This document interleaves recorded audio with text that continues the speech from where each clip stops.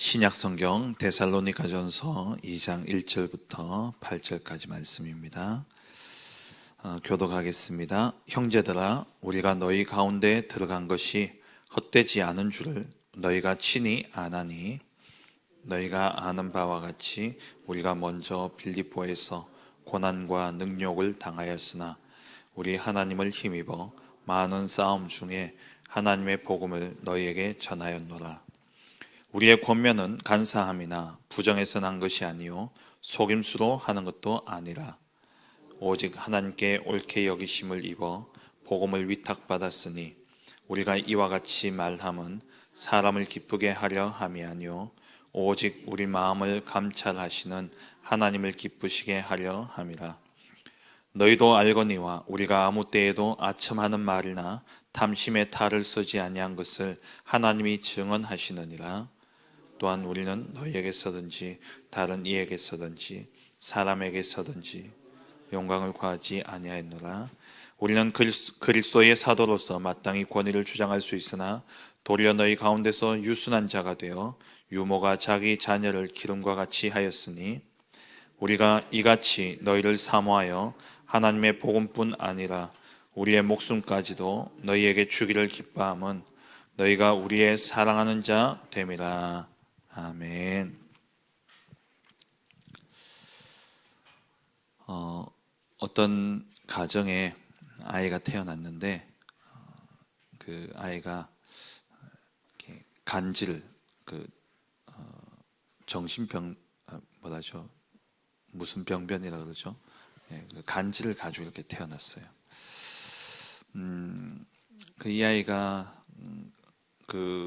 어릴 때부터, 그러니까 태어나면서부터 이제 그 증세가 있다 보니까 아기에게 약을 쓰고 이런 것들이 사실 쉽지 않지 않습니까?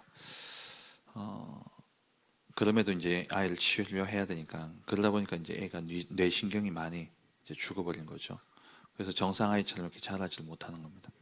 근데 이게 그 아이만이 아니라 사실 그 아버지에게도 이런 문제가 있고, 이제 이 아이는 태어나면서 이제 그렇게 나타났지만, 소아 때 이미 그런 문제가 나타났지만, 유아 때에 나타났지만, 이제 이 아버지도 그 문제가 있고, 또 그 할아버지도 그 문제가 있고, 이분들도 이제 약을 먹다 보니까는 이제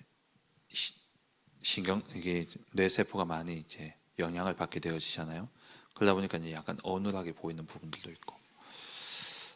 근데 이 가정이 어느 정도 우상 숭배하는 가정이냐 하니까는 그 며느리가 기독교 집에서 이제 시집을 왔는데 이제 교회 다니는데 시댁이 이제 워낙 반대를 하니까는 원래 이제 교회를 간 거예요. 근데 참 희한하죠. 그날 오후에 바로 시아버지가 찾아와가지고 교회 다닌다고 난리가 난 겁니다. 완전 우상 숭배하는 집안이에요. 그러니까 그 엄마가 그 아이를 낳기 전에 이제 위에 아이를 이제 사산하게 되어진 겁니다. 그러니까 시어머니가 이 아기가 이제 태어났는데 이 아기에게 이제 그 죽은 아기가 사산되어진 아기가 이제 어른들 옛날에는 그런 생각하잖아요. 얘가 이제 돌이 되었는데 해코지 한다고. 해코지 할까 싶어서 돌 이제 첫 생일날 어머니가 조기를 구워가지고 제사상처럼 차려가지고 그걸 빈방에다 갖다 놓고 그럴 정도로 이제 우상숭배를 심각하게 하는 그런 집입니다. 그러니까 이게 망하는지 모르는 거죠. 우상숭배가 얼마나 심각한지 성경에만 이야기하고 있잖아요. 세상에서는 조상에게 잘해야 되고 또 제사 지내야 되고 그렇게 해야지만 복을 받는다 이야기하지만 성경은 분명히 말씀하기를 고린도전서 10장 20절에 이 우상숭배는 하나님께 하는 것이 아니다. 귀신에게 제사하는 것은, 이방인들이 제사하는 것은 귀신에게 하는 것이지 하나님께 하는 것이 아니다. 죽은 영을 위해서 하는 것도 아니에요. 귀신이라는 건.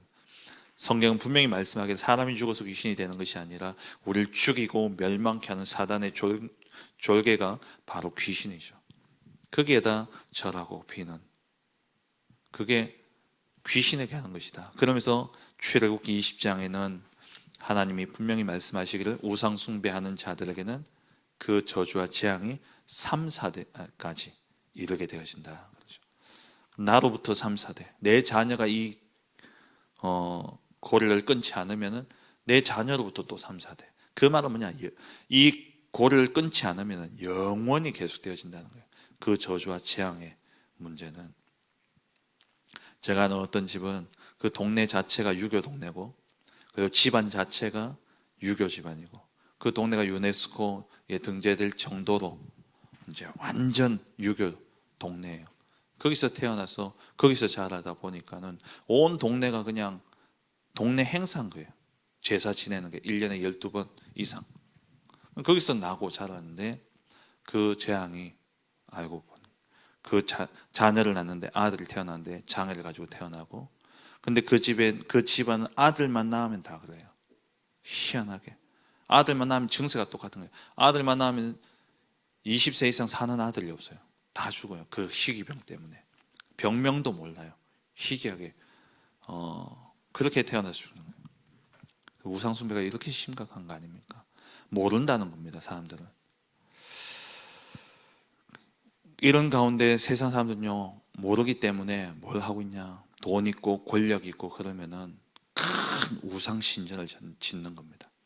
그게 망하는 줄도 모르고.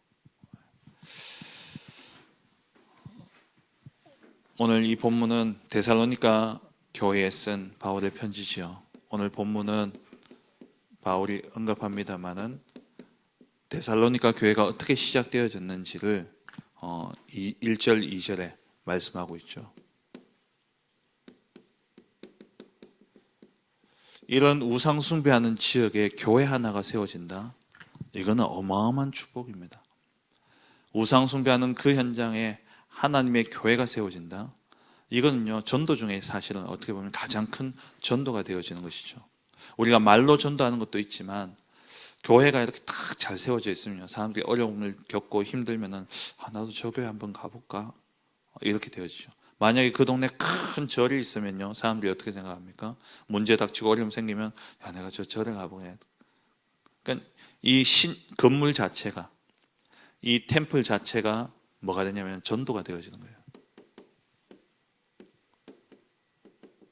그래서 성전 자체가 어떻게 보면 전도 중에 전도가 되어지는 겁니다.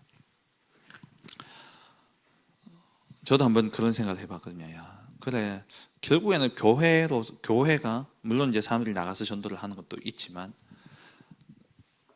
교회가 세워짐으로써 되어지는 전도가 또 커요. 우리도 어릴 때 그랬지 않습니까? 동네에 교회가 세워지고 교회가 이렇게 뭐 크리스마스든 뭐든 이렇게 해가지고 행사를 하고, 그러면 사람들이 거기에 발을 들여 놓으면서 자연스럽게 전도가 되듯이 성전이 건축, 성전이 세워진다는 것은 전도 중에 전도인데, 이게 물론 이제 교회를 의미하는 것도 있지만 이게 우상 신전도 마찬가지라는 겁니다. 그래서 사단은요, 에베소서 6장 12절에 보면은 우리의 싸움에 대해서 말씀하고 있는데, 이 사단이 어떻게 합니까? 정사와 권세자들과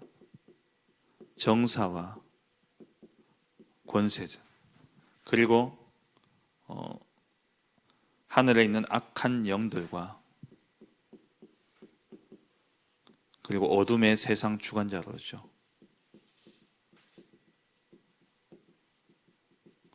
사단이 요걸 딱 잡고 역사하고 있다는 겁니다. 정치, 그리고 힘 있는 자들, 그리고 세상을 움직이는 그런 세상의 주관자들, 이들을 붙잡고 사단이 어떻게 하느냐 하니까, 성공하고 힘이 있으면 이들은 항상 뭘 만드느냐? 우상을 만들어요. 강대국들이라든지 왕들, 하나같이 뭐하냐? 우상 신전을 만드는 겁니다. 자기들은 몰라요. 이게 어떤 영향을 주는지 모른다니까요. 그런데 희한하게 다 그래요. 로마 제우스 신전을 곳곳에 만들었죠. 성경에 나오는 것처럼 이 애굽 바로 왕이 그 힘과 권력이 있을 때에 피라미드를 만들고 그러면서 신전을 만든 겁니다. 제단을 만든 거예요. 그리고 뭐 블레셋 다곤 신상을 만들어서 온 다곤 신전을 만들고요. 곳곳에 자기들 모릅니다. 우리나라 박정희 대통령 같은 경우에도 청와대에다가 우상을 제일 먼저 갖다 놓은 사람 아닙니까? 자기들이 하는 이 일이 어떤 저주와 재앙을 가져다 오는지를 모르는 가운데 사단이 이 정사를 붙잡고 권세를 가진 자를 딱 잡고 역사하고 있다는 거예요. 어떻게 역사하냐? 가장 큰 전도를 하고 있어요. 우상을 만드는 거예요. 우상 신전을 만들어 놓고 거기에다 절하도록. 우리나라를 정복했던 일본이 뭐 했습니까? 신사참배를 하도록 그렇게 했잖아요. 자기들이 무슨 짓을 하는지 모르는 겁니다.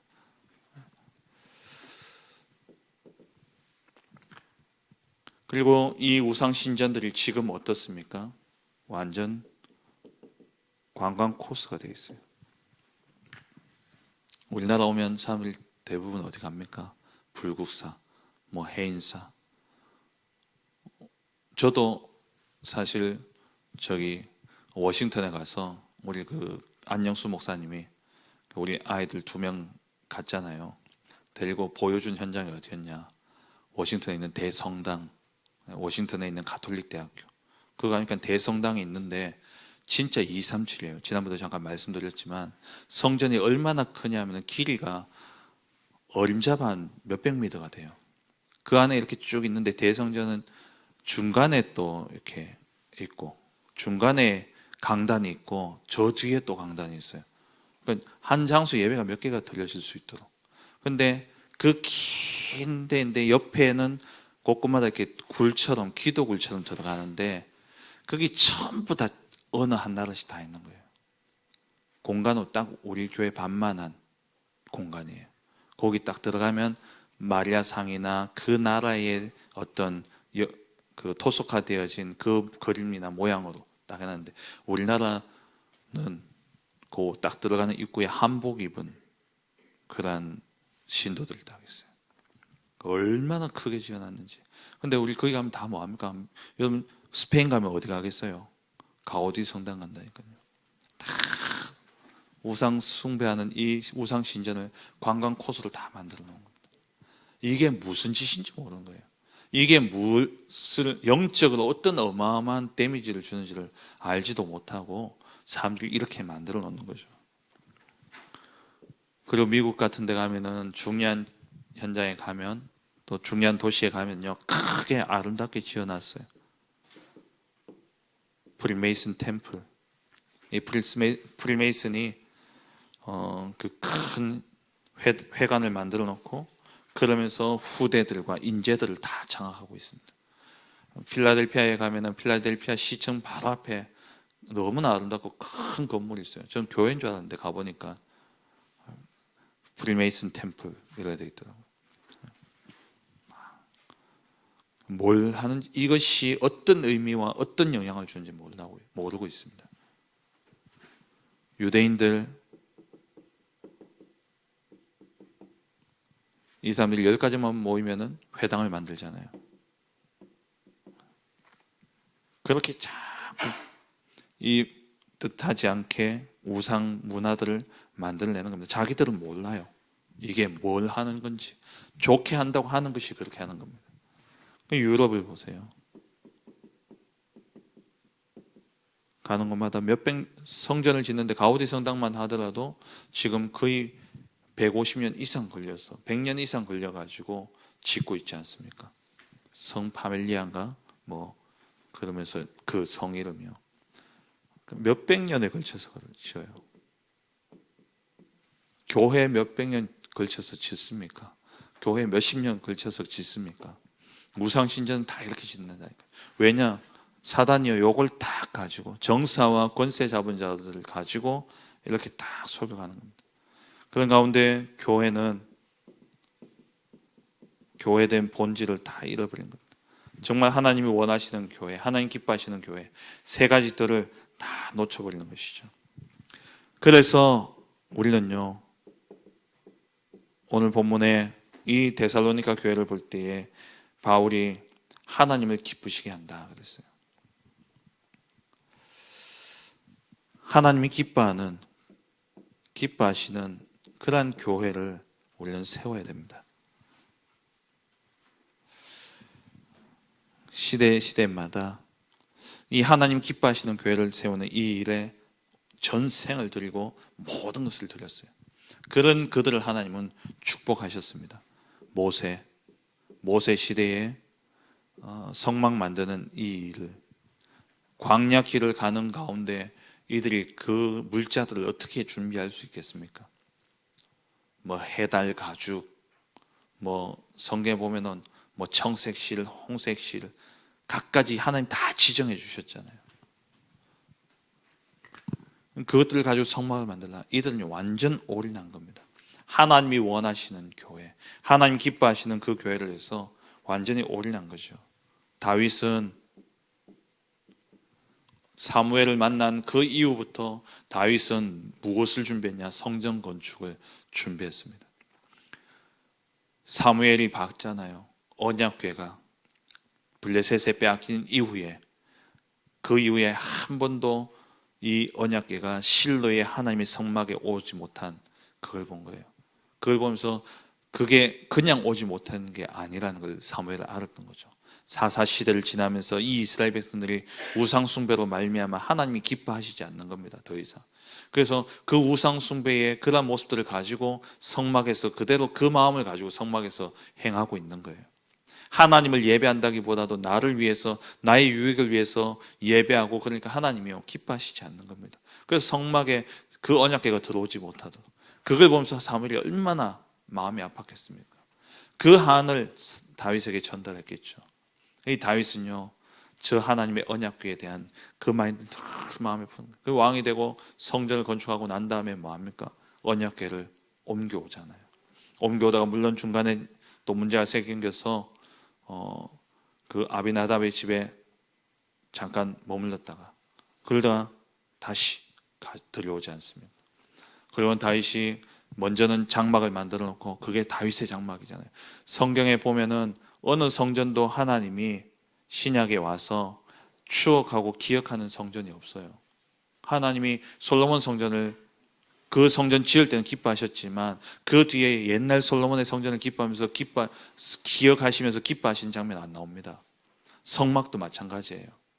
그런데 유일하게 하나님이 회상하시면서, 하나님이 떠올리시면서 기뻐하신 성막이 있는데, 그게 뭐냐? 다윗의 장막이에요. 그게 사도행전 15장 16절에 나오잖아요.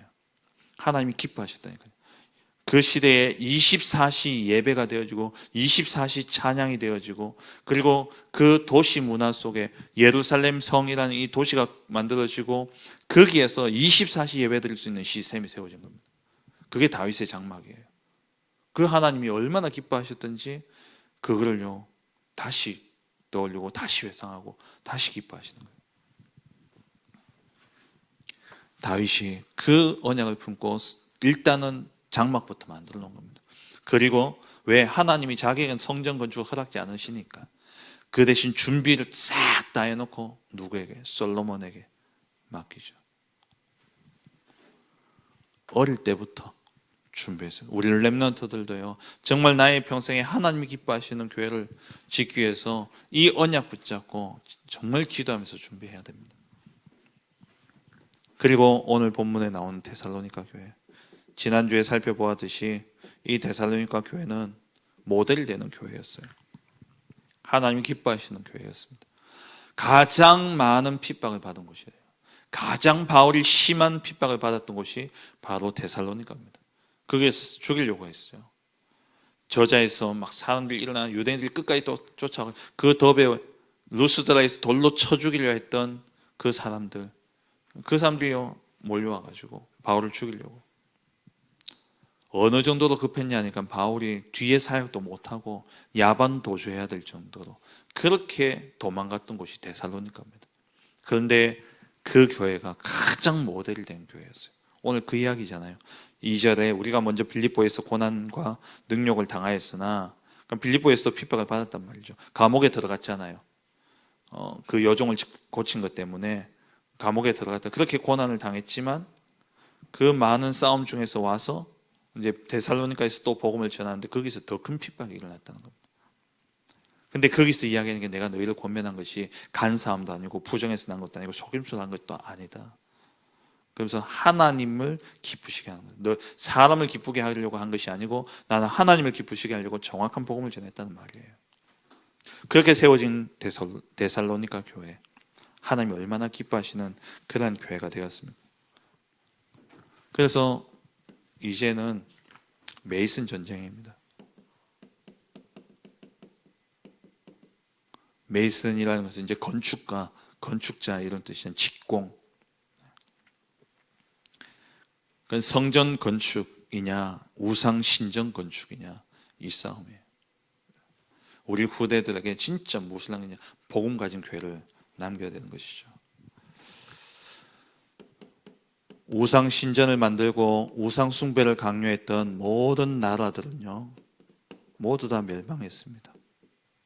우상 숭배는 반드시 저주와 재앙을 가져다 주고 반드시 망하게 되어 있습니다. 지금 미국은 어느 정도냐, 교회 문은 다 닫고요, 교회는 더 이상 필요 없다 그러면서 대체 종교가 일어나면서 이 대체 종교들이 일어나고요, 심지어 과학이 종교가 되잖아요. 사이언톨로지 해가지고 과학이 종교가 되는 그런 미국, 그 대표적인 그 신자가 유명한 배우,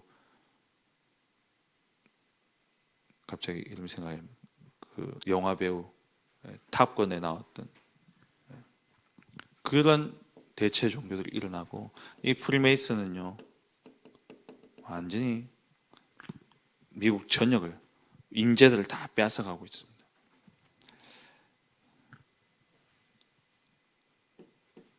지금 한국의 이 서울에만 해도, 대구도 마찬가지입니다.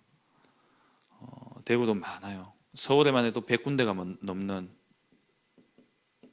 이러한 모스크가 세워져 있어요. 기도처가, 모슬렘의 기도처가 100군데 이상 만들어져 있습니다. 지금 우리 대구도 경대 앞에 그걸 세우는 것 때문에 많이 갈등이 있었지 않습니까?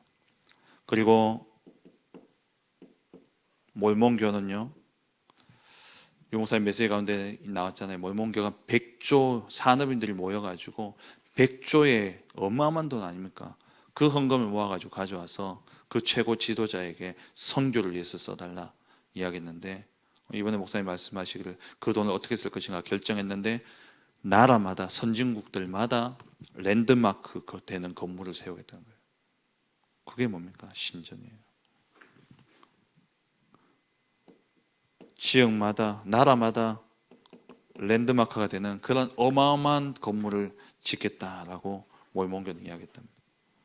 조용히 이 불교는 템플스테이로 우상 숭배를 완전히 만들어가고 있죠.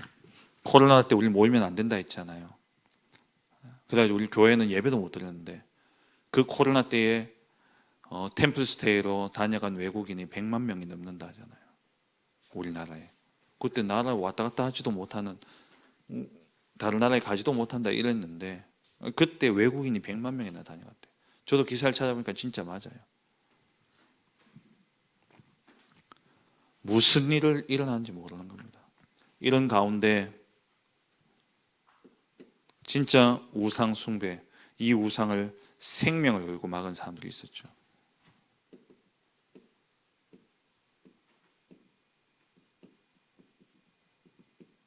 우리나라 역사의 주기철 목사님,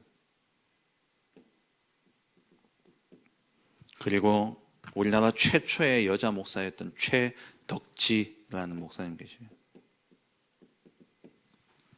이 최덕지 목사님은 그 감옥에서 일본 사람들이 우상 숭배, 그 신사 참배를 자꾸 강요하니까 나는 하나님의 우상 숭배를 하지 말라 하셨다.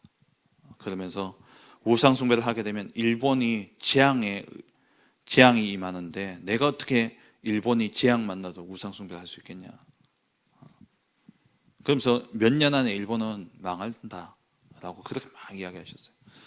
주기철 목사님은 옥중에서 돌아가셨지만, 이 목사님은 나중에 일본 멸망 가운데 이제 석방되어졌는데, 감옥에서 4번이나 예배드리면서요, 우상 숭배하지 마라. 다니엘과 세 친구, 이런 사람들. 정말 지금 이 시대는 메이슨 전쟁 시대입니다. 그러니까 이것을 하는 사람들 이유도 모른다니까요. 이 우상 숭배가 어떤 결과를 가져다 주는지도 모른 채 뭘 하고 있냐? 저주와 재앙을 남기는 겁니다. 이러한 시대에 저와 여러분들이 정말 지금부터 우리도요 기도하셔야 돼요. 정말 우리 교회가 크든 작든 간에 정말 이 우상 숭배를 막는 그런 하나님이 기뻐하시는 교회로 세워질 수 있도록. 이 데살로니가 교회는요, 그 지역을 보면은, 이 지역의 역사를 보면은 마게도냐 지역에 있어서 중요한 무역항이었습니다. 무역항이면 사람들이 많이 모이겠죠. 그럼 사람들이 많이 모이면 뭘 가지고 모입니까? 자기들이 믿는 우상들을 가지고 모이는 거예요. 그러니까 우상이 많았던 현장이에요. 그리고 이 지역이 얼마나 중요하냐니까 로마가 지금으로 치면 고속도로죠. 이 고속도로를 닦는데 아주 중요한 그 도로가 이 지역을 지나갈 정도로. 그 말은 뭐니까 로마에서 아주 급하게 관리해야 되는 지역이라는 겁니다. 지금은 길을 잘 닦는 것은 다른 의미지만 이 당시에 길을 잘 닦아 놓은 건 뭡니까? 군대가 빨리 가도록. 그 말은 뭐니까 중요한 곳에는 군대가 빨리 가서 지켜야 되는 그런 현장은요, 길을 잘 닦아 놓은 거예요. 그 정도로 아주 중요한 현장이 데살로니가였습니다. 이 데살로니가 지역은 알렉산더 대왕이 역사적으로 아주 대단한 왕 아닙니까? 보통 대왕이라는 이름 이거는 잘 안 붙이잖아요. 이 알렉산더 대왕의 아내의 이름이 데살로니가였습니다. 누이이자 아내였죠. 이 당시에 이 데살로니가에 12만 명이 거주하던 곳이 데살로니가였답니다. 대단한 도시였죠. 이런 가운데 교회가 세워진 거예요. 이 교회가 처음에 세워질 때 엄청난 박해와 핍박 가운데 세워진 교회죠. 예수 믿는다는 이유로 그 회당장은 불려와가지고 두들겨 맞고 그랬던 곳 아닙니까? 근데 이곳이 데살로니가전서를 읽어보면 뒤에 가면은 종말론자들이 나오는 거예요. 그래서 데살로니가에 주님이 도적과 같이 임한다 이런 표현이 나오지 않습니까? 이 당시에 이 종말론자들이, 잘못된 종말론자들이 들어와가지고 교회를 어렵게 만들던 그러한 시대였습니다. 그때에 바울이 이제 서신을 보낸 거죠. 근데 이런 지역에 이제 교회가 세워진 겁니다. 교회가 어떻게 시작되어졌냐? 사도행전 17장에 보시면 처음부터 이 교회는 17장 3절에 복음의 완전 복음, 정확한 복음으로 시작했죠. 그리스도의 당위성, 단순히 예수 믿으라가 아니라 그냥 예수님이 죽었다가 부활하셨다 이게 아니라 왜 예수님이 죽으셔야만 하고 왜 부활하셔야만 되는지에 대한 정확한 복음이 전달되어졌던 현장이 바로 이 데살로니가였습니다. 그래서 가장 모델적인 교회였죠. 그래서 1장 보면은 마게도냐와 아가야 지역의 본이 되는 교회다라고 말씀하고 있죠. 7절에 1장 7절에 본이 되는, 모델이 되는 교회가 바로 데살로니가 교회였습니다. 그리고 이 교회는 섞이지 않은 완전 원색 복음을 가진 교회였죠. 3절 1장 3절에 믿음과 소망과 사랑을 가진 교회였고요. 그리고 이 교회는 능력 있는 복음을 가진 교회였습니다. 그래서 5절에 능력과 또 성령과 큰 확신으로 그런 교회가 데살로니가 교회였습니다. 그리고 이 교회는 과거에 그런 핍박과 아픔이 있는 교회였지만 이 과거에 매이지 않고 과거를 발판 삼은 교회가 바로 데살로니가 교회였어요. 2장 2절에 그 과거의 아픔들이 있었죠. 핍박과 박해 가운데서 많은 싸움들이 있었지만 하나님이 이곳에 복음을 전하게 하셔서 일어나게 한 겁니다. 그리고 이 교회는 2장 4절에 하나님이 기뻐하시는 그러한 교회였습니다. 그게 데살로니가 교회였죠. 그렇다면 정말 우리 교회도 이 데살로니가 교회와 같이 하나님이 기뻐하시는 그러한 교회가 되어야 될 텐데, 하나님 기뻐하시는 교회는 세 가지 뜰이 있는 교회입니다. 이방인의 뜰, 그리고 아이들의 뜰, 그리고 기도의 뜰. 결국 교회 건물도 중요하지만 하나님이 기뻐하시고 기억하는 교회는요, 바로 이러한 교회예요. 아이들이 뛰어놀고 거기에서 정말 누가 와서 병든 자들이 와서 치유되어지고, 그리고 정말 237 세계 복음할 수 있는 237이 몰려드는 그러한 교회. 이게 우리들의 마인드여야 되고 우리 모든 교인들의 마음 중심이 여기에 담겨 있어야 되고, 그와 함께 교회당 자체도 이러한 시스템이 갖춰져야 되는 겁니다. 그래서 우리가 한번 사는 인생에 정말 우상 숭배하는, 왜 저주와 재앙을 가져다 주는지도 모른 채 잘한다고 하는 것이 우상 숭배, 우상 신전을 만드는데, 정말 우리는 한번 사는 인생 생을 걸고요,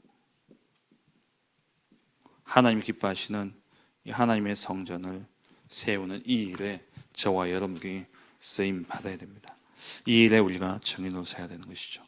오늘도 이 한날 망하는지 모르고 우상 숭배하고 있는 자들, 그 현장에 오늘도 정말 그리스도 생명의 복음의 빛을 비추는 그러한 우리 모든 성도님들 되어주시길 주의 이름으로 축원합니다. 기도하겠습니다. 우리 주신 말씀을 붙잡고